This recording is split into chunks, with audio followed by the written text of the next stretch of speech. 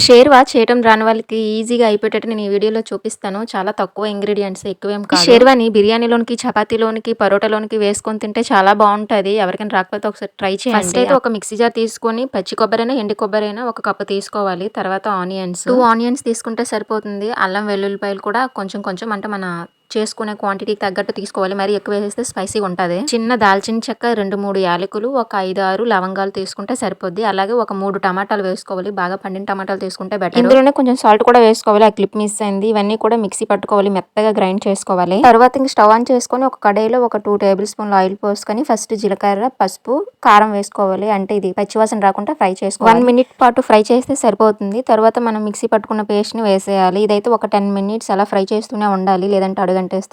మనకి ఆయిల్ పైకి తేలేంత వరకు కూడా ఫ్రై చేస్తూనే ఉండాలి. ఇది ఫ్రై అయిపోయాక కొంచెం వాటర్ పోసుకోవాలి. ఎక్కువ కాదు, మన క్వాంటిటీకి తగ్గట్టు. ఇంకొక 10 మినిట్స్ కుక్ చేస్తే సరిపోద్ది. ఇంకేముంది, ఫుల్ గా కుమ్మేయడమే.